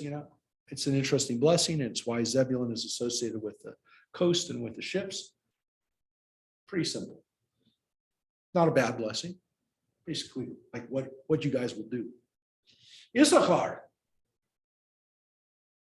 is a strong-boned ass, crouching among the sheepfolds. When he saw how good was security and how pleasant was the country, he bent his shoulder to the burden and became a toiling serf. Which, on the face of it, sounds like he works really hard and he's a big guy and he's strong and he's just does his work. He lives in the country. It's a pretty good blessing. Issachar seems like a solid tribe. Here's Dan. Dan shall govern his people as one of the tribes of Israel.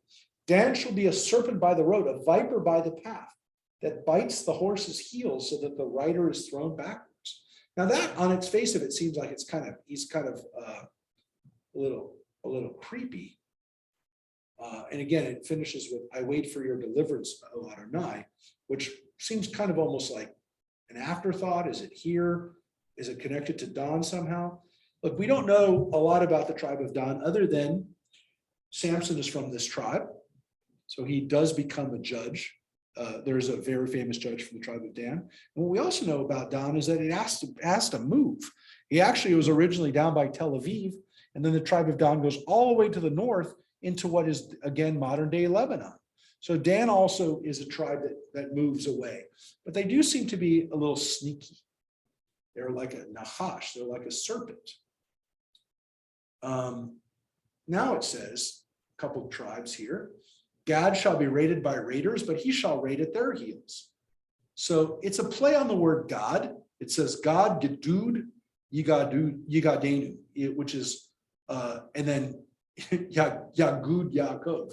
So the word God here is used over and over again as a word for raiding. So they're like nomads, they're like raiders in the desert.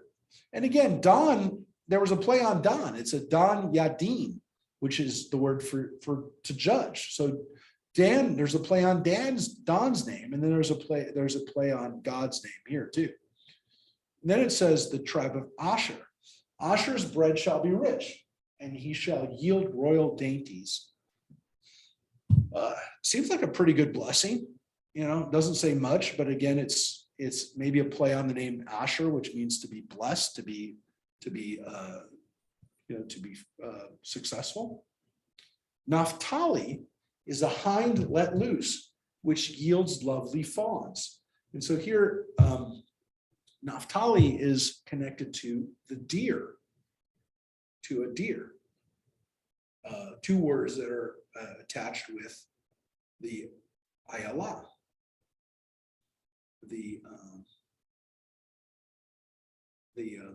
deer. So they were considered to be the fast tribe, or Naphtali was considered to be fast because he's compared to a deer.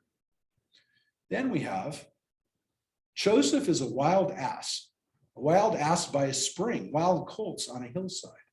Archers bitterly assailed him. They shot at him and harried him. Yet his bow stayed taut and his arms were made firm by the hands of the mighty one of Jacob. There the shepherd, the rock of Israel. And so Joseph is blessed here with the rest of the brothers. And he's called a Ben Porat, which is the son, they use the word Ben Porat twice, which is the word for an ass, which again is not a bad thing. It's an animal which we saw already in the tribe of Judah, in the tribe of Issachar, which is it's a strong animal. So it's considered to be an animal of strength. And it seems as though, again, this is a tribe that's going to be successful in war. And that if he was successful before, he will be successful again. And the words here are Eitan, Bateshev Ba'etan, which is the name Ethan today, which is firm or strong, that his arms will be strong, his arms will be strengthened by God. And that seems to be a good blessing for Joseph. But notice it doesn't say anything about Ephraim and Manasseh. That's where Ephraim and Manasseh would have been blessed, but yet we have a blessing for Joseph. So it doesn't seem to be the issue for this writer at all to bless Joseph anywhere outside of where he would be blessed, which is towards the end of the line, because he's one of the last sons, right? Here's actually the rest of the blessing. The God of your father's house who helps you, and Shaddai who blesses you with blessings of heaven above, blessings of the deep that couches below, blessings of the breast and womb, the blessing of your father surpass the blessing of my ancestors. To the utmost bounds of the eternal hills, may they rest on the head of Joseph, on the brow of the elect of his brothers. And so that blessing right there that Joseph got seems to say that Joseph is, blessed like at the top of his brothers, which again seems to be up there with Judah's blessings, where he's kind of in charge. But it doesn't say anything in this blessing about Ephraim and Manasseh. It's all about this blessing. And this blessing seems pretty strong. The blessings of above and the blessings of below. The blessings of the breast and the blessings of the womb. Berkat Shadayim, the Racham. So the Shadayim are breasts and the Racham is the womb, which seems to imply that there'll be a lot of them. The tribe of Joseph will be very big, which it is when you add up Ephraim and Manasseh. The fact that Joseph is blessed with the blessings of above and below, one of the symbols that sometimes is used for Joseph is a fish, because it's a blessing of the oceans and the fact that fish also multiply very fast. there's a lot of them. So there's this understanding that like Joseph is compared to a fish because he is going to be very fruitful. And that's why sometimes people would eat fish at some of the Jewish holidays, especially the Eastern Jews, the Jews from Morocco or Arab countries. They would have fish on some of the holidays, and they would say, they would invoke this blessing, the blessings of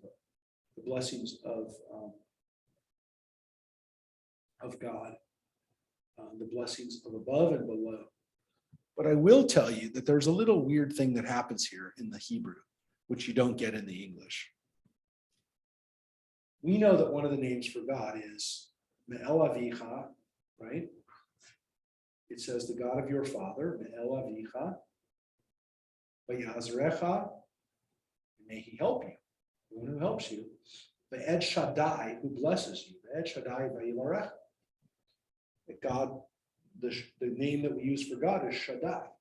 Now, we don't know where the name Shaddai comes from, other than this word right here. I just told you, Shaddai.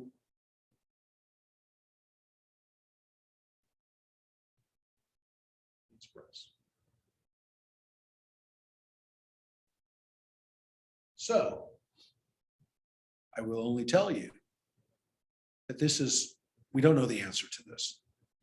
We don't know the answer to this. So I will tell you that the people who read this, who study this, and who have looked at the morphology of words and studied other texts from other places, cannot definitively say that the name Shaddai and Shaddaiim are connected 100%, but it's very likely that they are. The question is, are breasts somehow connected to God? We call El Malei Rachamim, God compassionate. That's the word for Racham, right? Rachem or Racham means womb. It also means mercy. We don't have an issue invoking these kinds of, at least if not images, at least the same word, the same root structure, if you will. Now, it's also possible that the name Shaddai is not connected to breasts directly, but in a weird way that they are, because Shaddai is also sometimes seen as God of the mountains.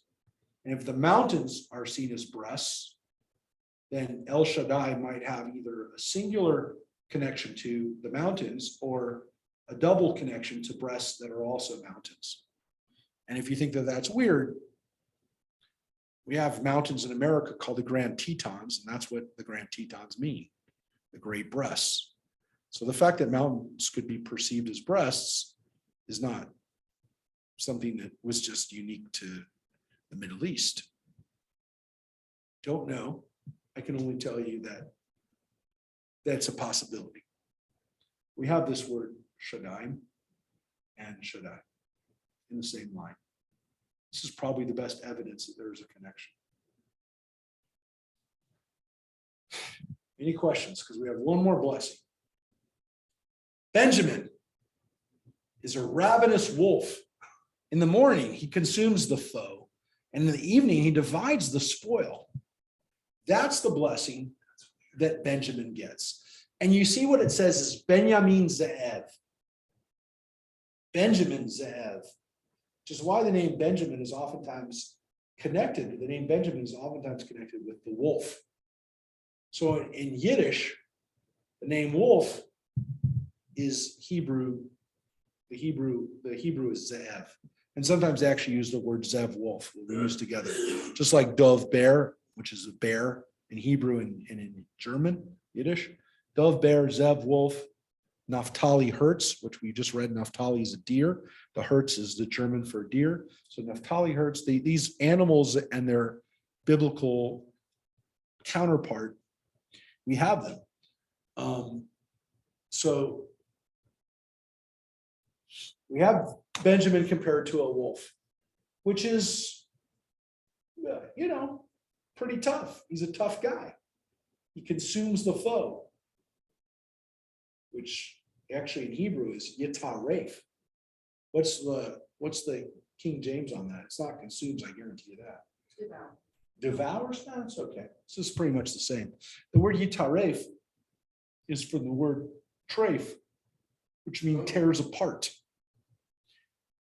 He could consume it, but it also could just tear it apart.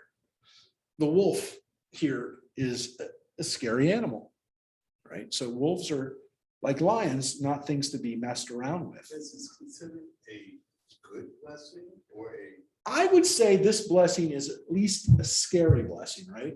In that you don't want to mess with him. He's not condemned, Right. but he's definitely, there's a little bit of a warning here Yeah. that Benjamin is not to be messed with. And we know that, right? Because later on, as we read in the book of Judges, we go to war against the tribe of Benjamin, and for a few days, they hold off all of Israel.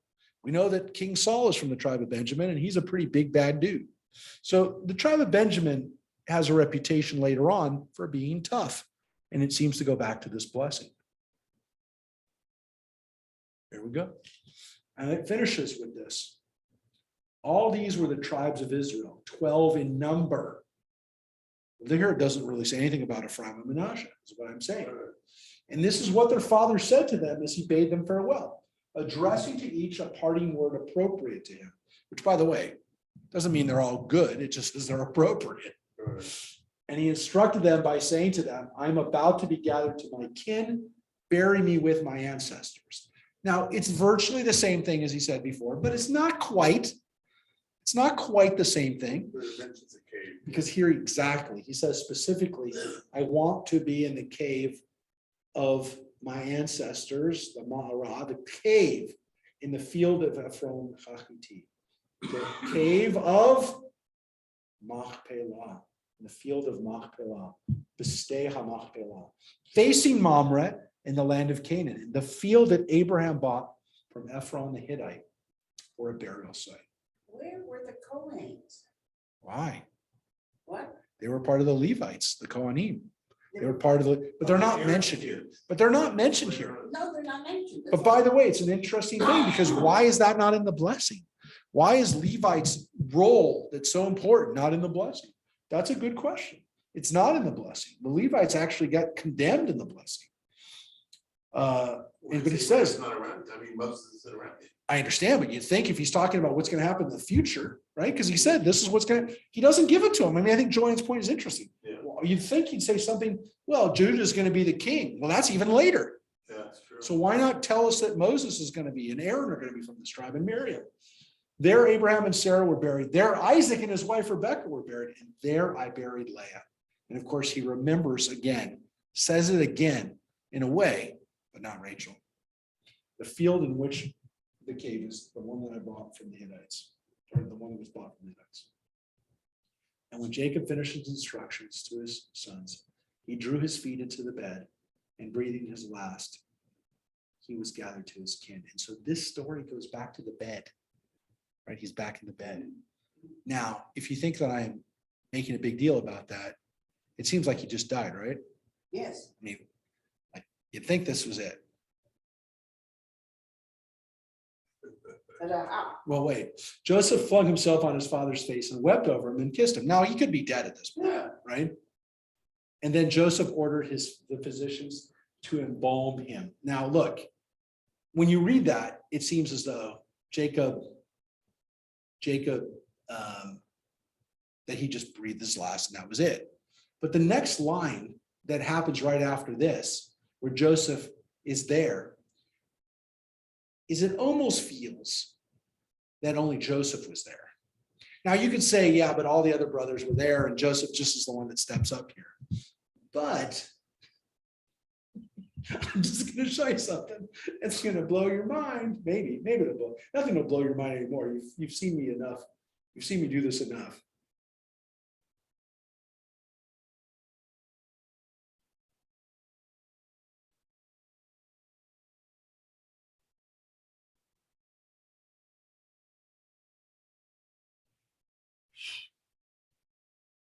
That if the last line really was right from here,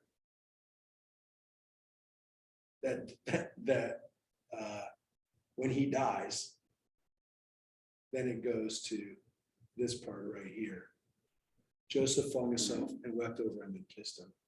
And Joseph ordered the physicians in his service to embalm his father, and the physicians embalmed Israel. Now I will tell you, this story of Joseph being turned into a mummy, I believe people believed it happened, but I don't believe that one of the authors wanted to, at least if he knew it, maybe he didn't know it, maybe he did know it, but didn't want to talk about it. Because in this one, he gets embalmed. He gets turned into a mummy. It required 40 days for such as the period of embalming. The Egyptians bewailed him 70 days. And when the wailing period was over, Joseph spoke to the Pharaoh's court and said, do me this, lay this appeal before Pharaoh. My father made me swear, I'm about to die. Be sure to bury me in the grave which I've made ready for myself in the land of Canaan. Now therefore let me go up and bury my father, then I shall return. And Pharaoh said, go up and bury your father as he made you promise on oath. Now, what's so important about this is that this is the first time that Joseph ever has gone back to Canaan.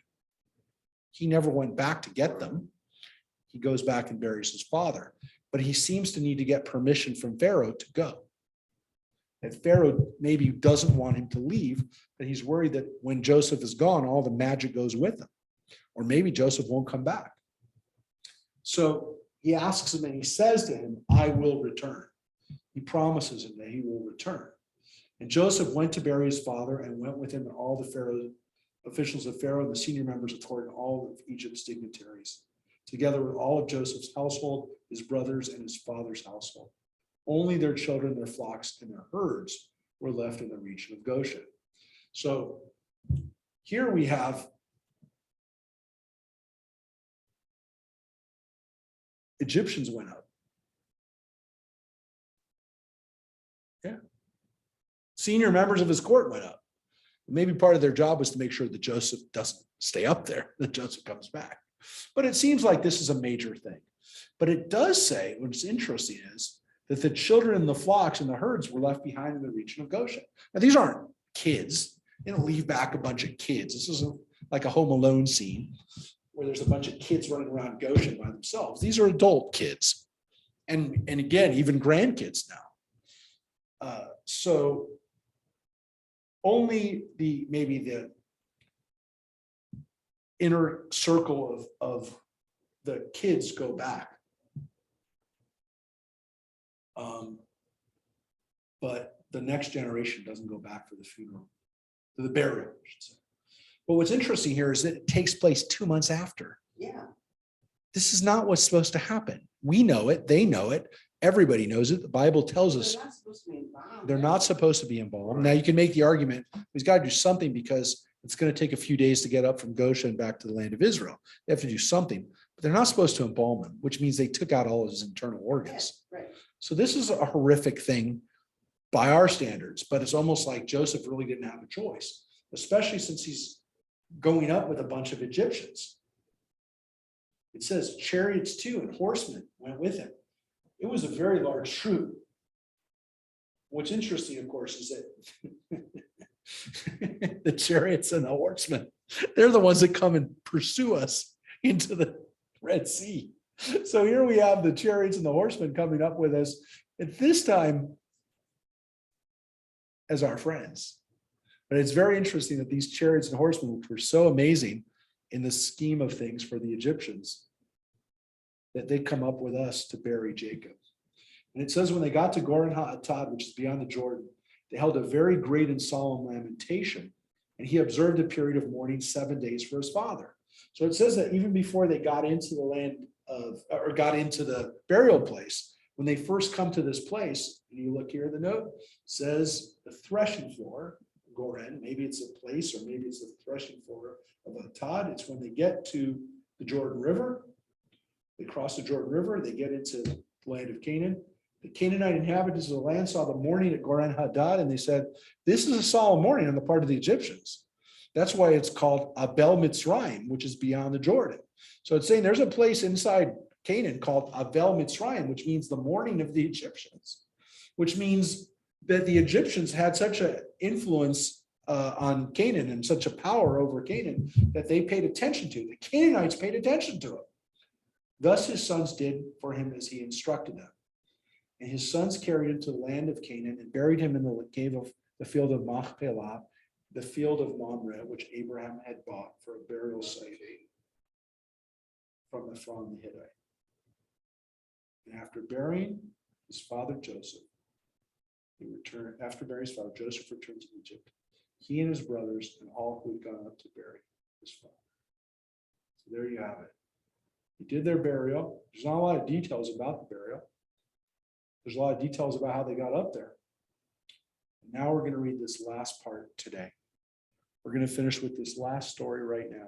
This is the end of the book of Genesis. I wish we had about another half hour, but we don't. I'm going to tell you this story right here is one of the more powerful stories of the Bible too, because it reflects a great human truth. After burying his father, Joseph returned to Egypt, he and his brothers and all who had gone up to bury his father. And when Joseph's brothers saw that their father was dead, they said, "What if Joseph still bears a grudge against us and pays us back for all the wrong that we did to him?" So here you see, they're still not sure that their brother forgave. And this is the powerful statement about forgiveness, which is that we sometimes don't believe we've really been forgiven. We can't believe that someone would forgive us for something that we did that's so bad that we wouldn't forgive ourselves if we wouldn't forgive them ourselves if we were on the other way. And the brothers literally look at each other and say, "There's no way he could have forgiven us. We almost killed him. We were going to kill him. He couldn't possibly have forgiven us." And so maybe for the last few decades that we've been in Egypt, 17 years now, Joseph has just been biding his time, waiting for Jacob to die. But once Jacob was gone, he's going to exact vengeance on us. He doesn't want to do it while our father's alive. But now that he's dead, and this is the amazing thing, they don't believe they were forgiven. In the back of their minds, they don't believe it. So they do something very, very interesting. They sent a message to Joseph. Before his death, your father left the instruction. Not our father, your father. "So shall you say to Joseph, forgive, I urge you, the offense and guilt of your brothers who treated you so harshly. Therefore, please forgive the offense of the servants of the God of your father's house." And Joseph was in tears when they spoke to him. So they gave him this message. It says they sent a message, so they didn't go there. They sent a message to them. Well, they sent a text. They sent a text, they sent an email. They're nowhere near him when he says that, when they say this. They say, "Please, Dad said, you have to forgive us. You know, we treated you bad." So they admit again that what they did was wrong. But they say that God, that you've got to do it. God, the God of your father's house. And again, they keep invoking their dad, your dad, your dad.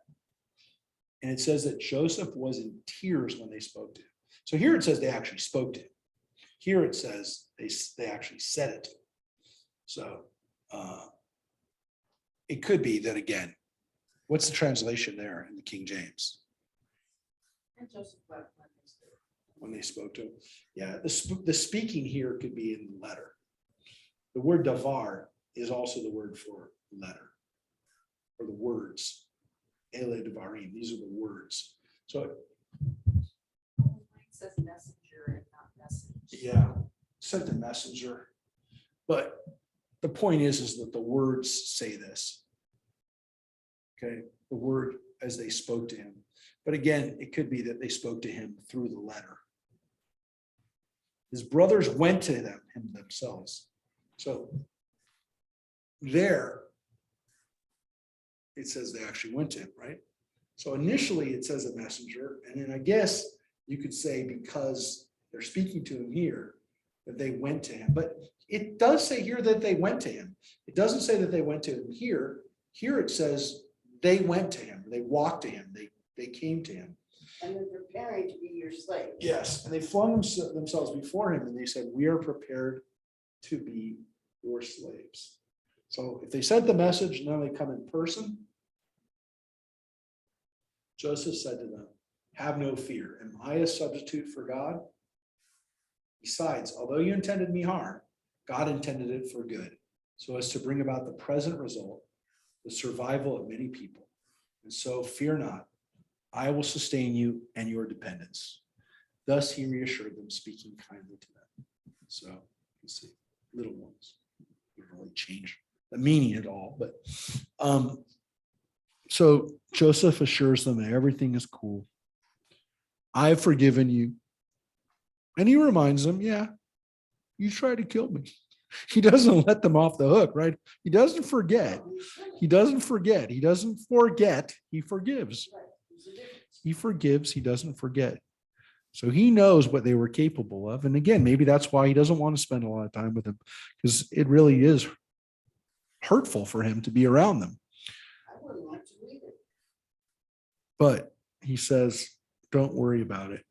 It all ended up having a good result. And he essentially, by the way, says something to him. If you think about it, it's pretty powerful too. He says, I'm not God. I can't judge you. And it seems like God wanted it to happen this way. So he says, if you look at the results, it seems like this is God's plan. But he also says, I'm not a substitute for God, which is almost as if to say, look, you got to deal with that when you get to heaven, right? I'm not going to punish you. Maybe God will punish you. He doesn't kind of leaves it open a little bit, because he doesn't say, I can't punish you for this. That's between you and God. So there is kind of a, he says, I'm not going to punish you. And he says, don't worry about it. You guys are safe. And so this reassurance is very important, which also tells us that, again, before we read the last line, that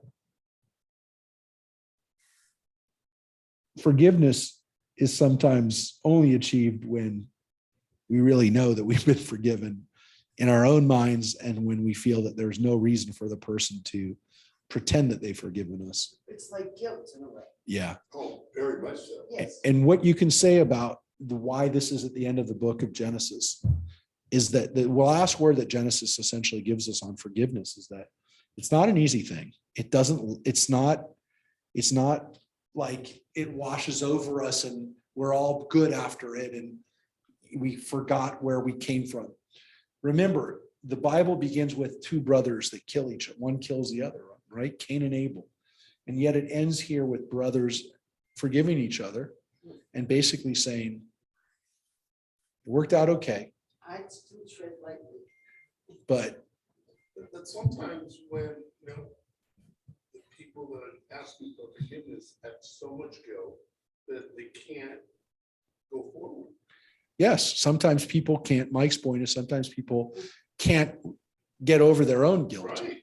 This is very true. I have to deal with this forgiveness in the grief group that I lead, because forgiveness is vital, not to the people you're angry at, but it's so you can go forward in life.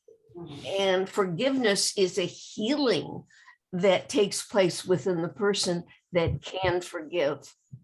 And I go through this right now, with the cousin. Yeah. And I love what I forgive him, he doesn't talk to me. Cal wrote, that faith and love are reunited. You've got that. Yes. So that's all that matters. So I will tell you that people who look at the Bible, what's the real purpose of the book of Genesis? Yeah, it's to tell us about our families. But really the last word on it is really what it ends with, because you're going to see this is it, That's what I love this one. is forgiveness. Mhm. It's all about forgiveness. And again, not that it's easy and not that it's going to wash away everything, but that it has to happen. If we don't have Yes. forgiveness, we can't have our families. You can't move ahead. And we can't live as a family. You Right. can't live with other people unless you can forgive them. And that's the last word, if you will. So Joseph and his father's household remained in Egypt. Joseph lived 110 years, which by the father and grandfather and great-grandfather going back to Abraham is not a very long time. So it doesn't sound like living the high life in Egypt. Now, remember, he did live in prison for a while. Right. He was a slave for a while. So maybe that hurt his lifespan. But there also seems to be this understanding that his brothers lived longer than he did. So he doesn't live that much longer than his father. He doesn't live in this world much longer than his father. His father lived 37 years longer than he did. And again, we assume that Jacob was kind of, in his 50s or so when Joseph was born. So he doesn't live that much longer. And so he it's a long life. None of us would scream or yell about getting 110 years. And it says he lived to see the third generation of Ephraim. The children of Machir, the son of Manasseh, were likewise born on Joseph's knees. So it could be again that Joseph at least lives long enough to see some of the generations that will be redeemed from Egypt. If he lived to the third generation, then to see his third generation, then wouldn't that mean that he saw the people who were alive during Moses' generation? No. Well, remember, Levi, the Levites, Levi has Kohath, who has Amram, who has Moshe. Oh, that's true. So is he alive That's when the third these generation. people were born? Does Joseph live long enough to actually see his own family enslaved? That's an interesting possibility, folks, because we don't like to think about that. We don't like to see that Right. Joseph might have lived that long, but maybe he did. Maybe he saw his own family taken away and made to be slaves. At length, Joseph said to his brothers, I'm about to die. And again, maybe he, after he dies, it seems like after he dies, the stuff doesn't go to hell until he's gone, but at least there's a crossover in that the people that end up being slaves knew Joseph and those people. At length, Joseph said to his brothers, I'm about to die. God will surely take notice of you and bring you up from this land to the land promised on oath to Abraham, Isaac, to Jacob.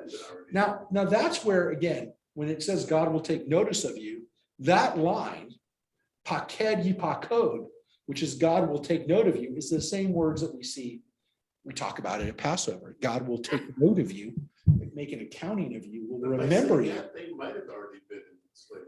It seems as though Yeah. that he's living Don't worry through, about it. he's living through, if not the darkest times, he can see it on the horizon. Right. Mhm. They're starting to shift. They already have And he no says to problem. him, Joseph made the sons of Israel swear, saying, when God has taken notice of you, you shall carry up my bones from here. And Joseph died at the age of 110, and he was embalmed and placed in a coffin in Egypt. As we say, chazak, chazak, v'nit chazak. Be strong, let all of us be strengthened, and let all of us not be placed in a coffin in Egypt, because it does say he is also embalmed, he's also mummified, and he's placed in a coffin in Egypt, and he is not going to be buried in the land of Israel. And he knows it. He knows he's not going to be buried in Israel. And that causes him Weird some is sense that of, once his bones, and later on, we know that they carry his bones and not his bald body. well, it's interesting you say that, right? Because it says his atzmotai. What is the translation? Does it say King James also bones? Yeah. So Because later on, in was it Deuteronomy? no, we read that they take Bones. we read about it in Exodus Exodus. when they leave, and they read about it again later on when they took Joseph's body up. This is an important part of the continuity that Joseph's burial is a promise that they fulfill. It's in the book, it's in the movie, The 10 Commandments. Like I say, it's even in the movie that they have Joseph's body there. Now, you could say, it doesn't say his body, it says his bones. But I will tell you, the atzmotai literally can also mean my remains. I would now they would never translate that Right. in the King James as remains, because we don't use that word, but the word etzem means my body, Okay. it means my And I just physical thought bones, physical self. It does say bones. It does. in It Exodus. does. And look, what was done to him is making him a mummy. And Right. look, you and I know that a mummy is more than just bones. Right. But the reality you could say is that when he says that, It's almost as if he's not recognizing when he says, remember, he says, carry my bones from here. Now, he probably knows he's going to be embalmed. Right? He knows he's going to be embalmed, but he also, and to some extent, is saying, look, whatever's left of me, take it with you.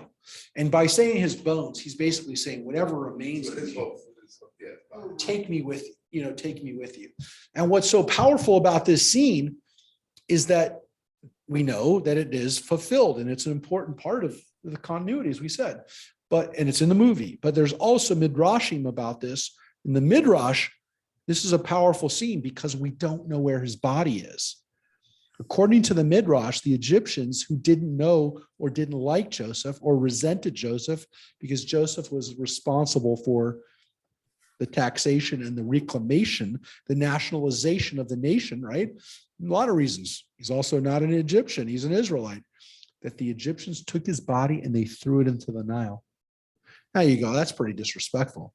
Yeah, but that's nothing compared to throwing a bunch of babies into the Nile, right? Murdering people. They actually threw his body, according to the midrash, into the Nile. Now, it doesn't say that here, but there is this wonderful midrash that Moses was like, I know we promised Joseph, but we don't know where his body is. We can't fulfill this promise to him. And that's where we go back to that woman I told you that we read about, Sarah. This weird story about how we read a couple weeks ago, how there's this granddaughter of Jacob, the daughter of Asher, who's mentioned. Her name is Sarah, right? We had this whole list of boys, and then we have this one girl, Sarah. And according to the midrash, Sarah is still alive. She's the only person left from the generation that came down, and she knows where Joseph is buried, where in the Nile he's been thrown. And she tells Moses, and Moses takes his staff, puts it into the Nile, and Joseph's body comes up. His coffin comes up. His bones come up, and they're able to take Joseph's body. And without Sarah, they wouldn't have known where it was. So this is an interesting midrash, but we don't know. I mean, the reality is that we assume that Joseph is buried somewhere and people took care of him and they were ready to go with his body when they came out of Egypt. But it is an important idea. And this idea that Joseph, I find it very powerful because Joseph, who is dressed as an Egyptian, who becomes an Egyptian, who's mummified as an Egyptian, doesn't give up on this hope that he'll be buried in the land of Israel. That this is something that he makes his, that he's still a Hebrew, that something about him still calls out and says, I want to be buried as a Jew. And I got a call like that this morning from a woman who said, her father was Jewish. She wasn't raised Jewish. Her mother wasn't Jewish. And her father made him promise, please, I want to be buried as a Jew. And so he's going to be buried at Eternal Valley in 2 weeks. I don't usually wait 3 weeks to bury somebody. The person died a week ago. They called me, the cemetery called me, Eternal Valley, and said, can you come over here and do a Jewish funeral on the 24th, June 24th? That's like 2 weeks from now. Yeah, what's the one? I don't know, because that's when they did it. They don't think, they're doing it like a, whatever. So they said they'll do it the 20th. I said, okay. So this woman says to me, and I talked to her for a while. She wasn't raised Jewish. Her father was Jewish. She knew her father was Jewish. So it wasn't like he was embarrassed. He was proud of it, but he never lived a Jewish life. But he made her promise that he look. I'm only telling you this. This is about the 50th time it's happened to me. This is not something that like it's happened many times. Yeah, it happened to our friends. It just so happened it happened to me today. To our friends. Yeah. That he got buried as a Jew in a Christian The cemetery. Christian cemetery. So And they took the tractor and they lowered the coffin, yeah. not like we do it, our. Listen, I've done it at Rose Hills. I've done it. There's a little cemetery, a little tiny cemetery in Chatsworth. There's a little cemetery over there that I've done a funeral. Well, it was very good.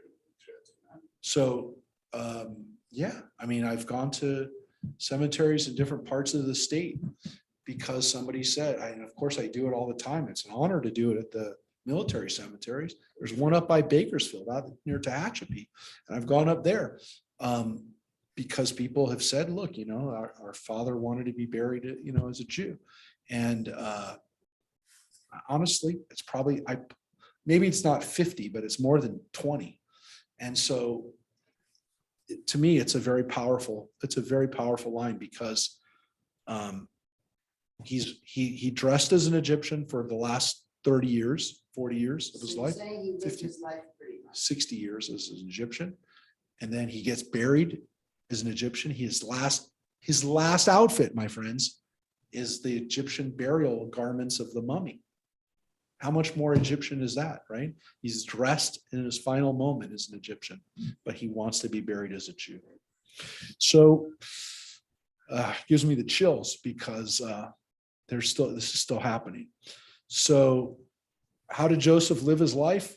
I don't know. We don't know. There's a lot of possibilities that we can think about. But the last word of the book of Genesis, my friends, is a coffin in Egypt. Those are the last words. I mean, it is in the translation too, but Aron b'Mitzrayim. And think about what a powerful metaphor that is. Because what happens, of course, to the Egyptians, to us in Egypt, right? The Egyptians turned it into a place of death for us. It becomes a burial site. It becomes as if we were going to say in 1939 to the people who were trying to get out of Germany, it's going to be a coffin. All right, folks, thank you for spending a little extra time with us tonight. And thank you for being with us as we finish Genesis. And welcome to Elizabeth joining us from Riverside, and to all the people around the country part of this team. Please stay safe and strong and healthy. And thank you for being with us tonight. Thank you. Thank you, Rabbi. Thank you, Rabbi. Glory, what is this word you have behind you? Glory's got the Bible behind her. All right. Bye, everybody. Goodbye. Everybody, thanks for being here. Thank you. Good night. Good night.